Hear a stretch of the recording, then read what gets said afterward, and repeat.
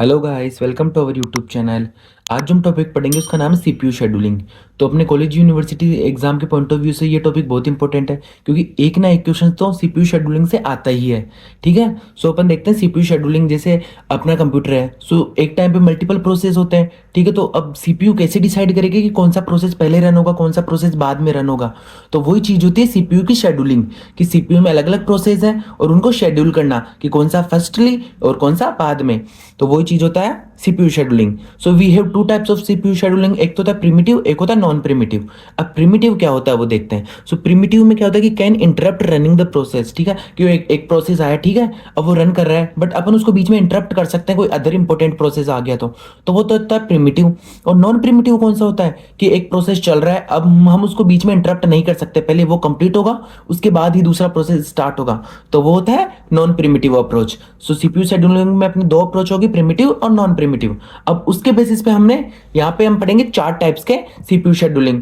ठीक है, कौन कौन से, जैसे फर्स्ट कम फर्स्ट सर्व एक तो, फिर पढ़ेंगे shortest job first with primitive and shortest job first with non primitive, और last one is round robin. ये सब देखेंगे, इनका एग्जांपल्स देखेंगे, क्योंकि अगर आपको ये चारों आ गए, इनके एग्जांपल्स आ गए, तो आपका एक क्वेश्चन तो लॉन्ग में पक्का है। ठीक है, सो सबसे पहले देखते हैं फर्स्ट कम फर्स्ट सर्व। इसका क्राइटेरिया होता है अराइवल टाइम और मोड होता है नॉन प्रिमिटिव। फिर होता है शॉर्टेस्ट जॉब फर्स्ट, जिसका क्राइटेरिया होता है बर्स्ट टाइम और मोड होता है नॉन प्रिमिटिव। फिर सेम शॉर्टेस्ट जॉब फर्स्ट, जिसका प्रिमिटिव मोड होता है। And last one is round robin, जिसका क्राइटेरिया होता है टाइम क्वांटम एंड इसका मोड होता है प्रिमिटिव। तो ये सब देखेंगे one by one. So examples से देखते हैं। ठीक है, जैसे सबसे फर्स्ट एग्जांपल हो गया, find the completion time, turn around time, waiting time, response time using FCFS. अब ये सब होता क्या है, ये हमने इससे पहले वाली वीडियो में देख लिया था, तो आप वहां जाके देख लेना। ठीक है, बाकी मैं इसमें भी सबके फॉर्मूला लिखूंगा, तो आप यहां से भी पढ़ सकते हो। सो जैसे आपको क्वेश्चन में देख के रहेगा कि यू हैव 4 प्रोसेस, जैसे P1 P2 P3 P4, इन सबका अराइवल टाइम दिया हुआ रहेगा और बस टाइम दिया हुआ रहेगा। ये आपको क्वेश्चन में ही मिलेगा। ठीक है, अब आपको पूछेगा क्या कि find the completion time, find the turn around time, find the waiting time, find the response time. ठीक है, और काय का यूज करके, फर्स्ट कम फर्स्ट सर्व, इस अप्रोच का यूज करके। तो ये कैसे करेंगे ये देखते हैं। ठीक है, सो इसका सॉल्यूशन कैसे लिखेंगे। So firstly we have to solve using first come first serve, इसको बोलते हैं एफसीएफएस। ठीक है, इसका क्राइटेरिया क्या होता है अपने को पता होना चाहिए, क्या होता है इसका क्राइटेरिया अराइवल टाइम। ठीक है, और इसका मोड क्या है, नॉन प्रिमिटिव। नॉन प्रिमिटिव मतलब कि हम इसको इंटरप्ट नहीं कर सकते, जो प्रोसेस आ गया वो पहले कंप्लीट होगा, उसके बाद ही दूसरा प्रोसेस स्टार्ट होगा। ठीक है, अब फर्स्ट स्टेप क्या है इसकी, मेक गैंट चार्ट। ठीक है, अब वो काय के बेसिस पे बनाएंगे, जो अपने को क्वेश्चन में दे रखा है ना, उसके बेसिस पे। ठीक है, जैसे सबसे पहले जीरो से कौन सा प्रोसेस, जैसे जीरो पे कौन सा प्रोसेस आया अपना P1 जीरो पे। ठीक है, और ये कितना चला, 2। ठीक है, सो जीरो पे प्रोसेस आ गया P1, ये कितना चला, 2। ठीक है, अब 2 आया, 2 तक कौन कौन से आ गए, अब 2 पे सिर्फ P2 आया। ठीक है, अब P2 कितना चलेगा, 2। सो ये P2 आया और P2 कितना चला, 2, तो ये 2 हो गया, ये 4 हो गया। ठीक है, अब 4 पे कौन सा आया, अब 4 पे कोई सा ही नहीं आया। ठीक है, ये 5 पे आया, ये 6 पे, 4 पे कोई नहीं आया, तो अब ये 5 तक सीपीयू क्या रहेगा, फ्री रहेगा। ठीक है, आइडल रहेगा सीपीयू। तो ये कंडीशन हो गई आइडल वाली। ठीक है, अब 5 पे कौन सा आ गया, P3 आ गया। 5 पे P3 आ गया, ये कितना चलेगा, 3 चलेगा। सो 5 से लेके 3, 8 तक P3 चल गया। ठीक है, अब 8 तक कौन सा आ गया, 8 तक 6 पे आ गया P4, जैसे 6 तक चला ना तो P4 आ गया, अब P4 चलेगा 4। ठीक है, सो 8 के बाद में P4 चलेगा 4, 12 तक। तो ये हमने बना लिया गैंट चार्ट। अब इसके बेसिस पे अपन लिखेंगे कंप्लीशन टाइम, कि आपका प्रोसेस कब कंप्लीट हुआ। जैसे P1 कब कंप्लीट हुआ, 2 पे, P2 कब कंप्लीट हुआ, 4 पे, P3 कब कंप्लीट हुआ, 8 पे, और P4 कब कंप्लीट हुआ, 12 पे। सो इसके बेसिस पे अपन ये वैल्यू लिख सकते हैं। ठीक है, अब अपने को वैसे टेबल बना के लिखना है। सो सबसे पहले प्रोसेस, ये प्रोसेस अराइवल टाइम और बस टाइम अपने को ऑलरेडी क्वेश्चन में दे रखा है। कंप्लीशन टाइम हमने कैसे फाइंड किया, फाइंड यूजिंग गैंट चार्ट। ठीक है, अब अपन फाइंड करेंगे टर्न अराउंड टाइम। अब टर्न अराउंड टाइम क्या होता है कि completion time minus arrival time. अब कंप्लीशन टाइम हमने फाइंड कर लिया, तो इसमें से अराइवल टाइम को माइनस कर देंगे, तो ये आ गया अपने पास टर्न अराउंड टाइम। तो ये अपने पास टर्न अराउंड टाइम आ गया। फिर अपन फाइंड करेंगे वेटिंग टाइम। वेटिंग टाइम का फॉर्मूला क्या होता है, टर्न अराउंड टाइम माइनस बस टाइम। ठीक है, सो टर्न अराउंड वेटिंग टाइम का फॉर्मूला होता है टर्न अराउंड टाइम माइनस बस टाइम, तो ये इसमें से इसको माइनस करेंगे। ठीक है, ये कर लिया। और फिर लास्ट में होगा रिस्पॉन्स टाइम। रिस्पॉन्स टाइम क्या होता है कि left side of Gantt chart minus arrival time, कि जो इसके लेफ्ट साइड है ना, ठीक है, उसमें से अराइवल टाइम को माइनस कर दो, तो वो हो गया अपना रिस्पॉन्स टाइम। ठीक है, जैसे 0 में से 0 को माइनस करेंगे तो 0। ठीक है, 2 में से क्या बोलते हैं, जो 2 में से अराइवल टाइम 1, तो 2 में से 1 को माइनस करेंगे तो 1। फिर इसमें क्या है, 5 में से 5 को माइनस करेंगे तो 0, और फिर इसमें 8 में से 6 को माइनस करेंगे तो 2। ठीक है, तो ये हो गया अपना रिस्पॉन्स टाइम। सो ऐसे अपने को ये सारी चीजें फाइंड कर लेनी है। तो ये हो गया using first come first serve. अब अपन सेम वैसे ही देखेंगे शॉर्टेस्ट जॉब फर्स्ट से, ठीक है। अब अपने को पता है सेम इक्वेशन में दिया हुआ रहेगा। अब शॉर्टेस्ट जॉब का क्राइटेरिया अपने को याद होना चाहिए कि इसका क्राइटेरिया होता है बर्स्ट टाइम और इसका मोड होता है नॉन प्रिमिटिव, ठीक है। नॉन प्रिमिटिव अप्रोच से देखते हैं।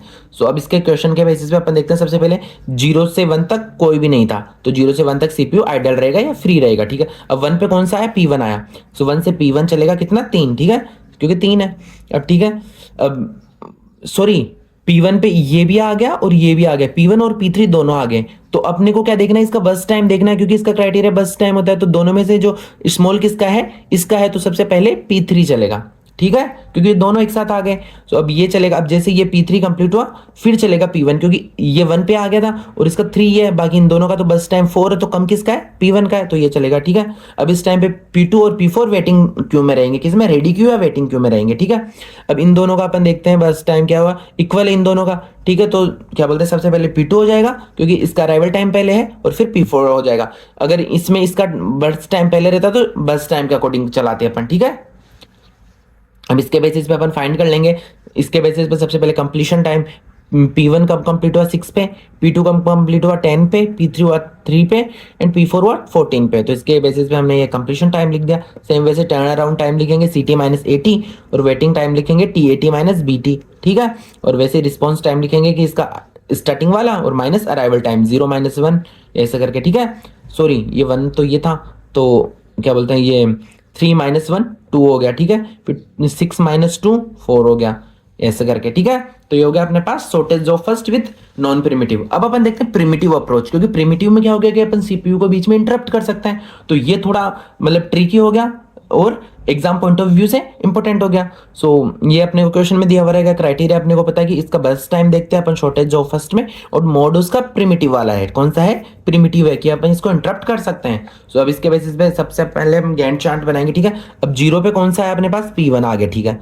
अब 0 से 1 तक P1 चला तो ये कितना बच गया, 4 बच गया, ठीक है। अब 1 तक और कौन सा आ गया, 1 तक ये आ गया और ये आ गया, ठीक है। अब इसका तो 4 है और P2 का कितना है, 3 है बस टाइम, तो ये है। तो अब यहाँ पे चलेगा P2 चलेगा, क्योंकि इसका 3 बच गया, तो ये कितना बच गया, 2 बच गया, ठीक है। अब 2 तक चले तो क्या बोलते हैं, 2 आ गया या P3 आ गया, P1 आ गया। अब इसका 4 है, इसका 2 है, इसका 4 है, तो फिर ये वापस चलेगा, ठीक है। तो फिर वापस P2 चला, फिर वापस इसका 1 बचेगा, तो फिर वापस P2। तो यहाँ पे ये P4 पे P2 कंप्लीट हो गया। अब अपने पास कौन कौन सा बच गया, अभी अपन चलाएंगे P4 को, क्योंकि P4 का सबसे कम है बस टाइम, तो वैसे ही फिर P4 चलेगा, ठीक है। फिर P4 के बाद अब अपने पास बचा P1 और P3। तो P1 का 4 है, P3 का भी 4 है। सो पहले अपन P1 को कंप्लीट करेंगे क्योंकि इसका अराइवल टाइम पहले है, और बाद में फिर P3 को कंप्लीट करेंगे। तो ये हमने बना लिया गैंट चार्ट, ठीक है। तो ईजी है। अब इसके बेसिस पे अपन क्या बोलते हैं, कंप्लीशन टाइम लिख देंगे कि P1 कब कंप्लीट हुआ, P1 हुआ 9 पे, ठीक है, तो ये 9 पे हो गया। फिर P2 हुआ 4 पे, सो P2 हुआ 4 पे, ठीक है। P3 हुआ 13 पे एंड P4 हुआ फिर 5 पे। अब ये हो गया सेम वैसे फिर टर्न अराउंड टाइम फाइनेंस करेंगे, इनकी completion time minus arrival time और वेटिंग टाइम करेंगे, turn around time minus BT time, और सेम वैसे रिस्पॉन्स टाइम कर लेंगे अपन कि ये जो गैंट चार्ट का left side minus arrival time, ठीक है। और लास्ट है अपना वो है राउंड रोबिन। कौन सा है, राउंड रोबिन। इसमें अपने को टाइम क्वांटम दिया हुआ रहता है, जैसे 2 सेकंड, तो जितने भी चलेंगे ना वो पर्टिकुलर 2-2 सेकंड के लिए चलेंगे, ठीक है। राउंड रोबिन में क्या होता था कि अपन बस टाइम के अकॉर्डिंग चलाते थे, इसमें टाइम क्वांटम के अकॉर्डिंग चलाते हैं। सो अपने को टाइम क्वांटम दिया हुआ रहेगा, प्रोसेस दिए हुए रहेंगे, अराइवल टाइम और बस टाइम दिया हुआ रहेगा। अब अपने को पता है कि इसका राउंड रोबिन का क्राइटेरिया तो होता है टाइम क्वांटम, बट इसका मोड क्या होता है, प्रिमिटिव। अब इसके बेसिस पे अपन क्या बोलते हैं, गैंट चार्ट क्रिएट करेंगे, ठीक है। तो सबसे पहले 0 से कौन सा आएगा, 0 पे आ गया P1, ठीक है। सो P1 और टाइम क्वांटम कितना, 2, तो 2 चलेगा, तो ये कितना बच गया, 3 बच गया, ठीक है। तो ये P1 चल गया, तो ये P1 चल गया। अब जब 2 तक चला तब तक P2 भी आ गया, P3 भी आ गया, ठीक है। सो P2 आ गया और P3 लाइन में आ गया, ठीक है। अब P1 चल गया, तो अब क्या चलेगा, P2 चलेगा, ठीक है, 2।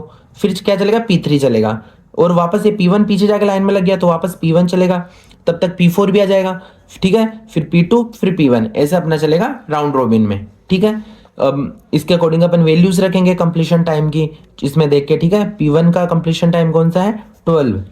फिर P2 का कंप्लीशन टाइम कितना है, 11। फिर P3 का है 6 और P4 का है 9। तो ये हमने कंप्लीशन टाइम लिखा। इसके अकॉर्डिंग टर्न अराउंड टाइम लिखेंगे CT माइनस AT, ठीक है। और वेटिंग टाइम लिखेंगे TAT माइनस BT, और फिर रिस्पॉन्स टाइम इसके लेफ्ट साइड और माइनस अराइवल टाइम। तो ये हो गया अपना पास राउंड रोबिन।